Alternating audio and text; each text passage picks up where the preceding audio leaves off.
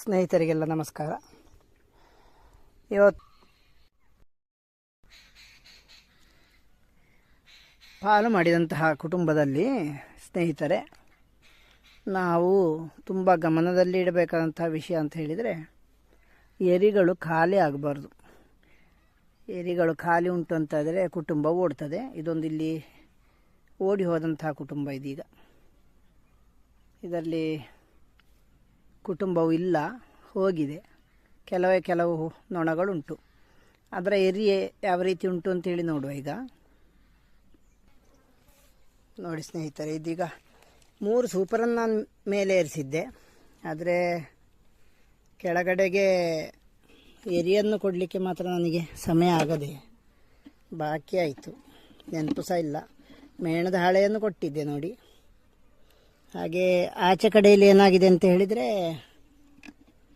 ಹುಳಗಳೆಲ್ಲ ನೊಣಗಳೆಲ್ಲ ಖಾಲಿಯಾಗಿದೆ. ನೋಡಿ, ಇದಿಷ್ಟು ಸ್ವಲ್ಪ ಕಟ್ಟಿದೆ ನೋಡಿ. ಇದು ಈ ಏರಿ ನೋಡಿ, ಕಪ್ಪುಂಟು.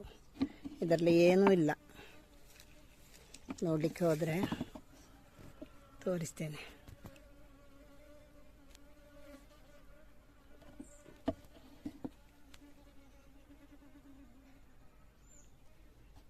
ನಮಗಿದರ ಕಣಗಳಲ್ಲಿ ಏನಾದರೂ ಕಾಣಬೇಕು ನೋಡಿ.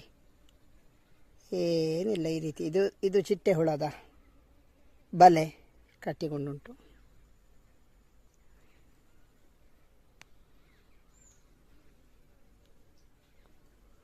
ನೋಡಿ, ಏನಿಲ್ಲ ಕಣಗಳಲ್ಲಿ ನೋಡಿ, ಖಾಲಿ ಕಣಗಳು ನೋಡಿ. ಇದು ಸಹ ಒಂದು ಹುಳ ಆಗಿದೆ ಈ ಥರ ನೋಡಿ. ಇಲ್ಲಿ ಯಾವುದೇ ಕಣಗಳಲ್ಲಿ ಮರಿ ಹುಳಗಳಾಗಲಿ ಏನಿಲ್ಲ. ಇನ್ನೊಂದು ನೋಡುವ. ಇದನ್ನು ಇಡ್ತೇನೆ. ಇದನ್ನು ಸ್ವಲ್ಪ ಬಿಸಿಲಿಗೆ ಬೇಕಾದರೆ ಇಡ್ಬೋದು. ಚಿಟ್ಟೆ ಹುಳ ಕಂಡಾಗೆ ಆಯ್ತಲ್ಲ, ಅದು ಹೋಗ್ತದೆ. ಆ ರೀತಿ ಬಿಸಿಲಲ್ಲಿಡುವ. ಅದನ್ನು ಮತ್ತೆ ಬೇರೆ ಕುಟುಂಬಕ್ಕೆ ಜೇನುತುಪ್ಪ ಮಾಡಲಿಕ್ಕೆ ಕೊಡಲಿಕ್ಕೆ ಆಗ್ತದೆ. ಸೂಪರ್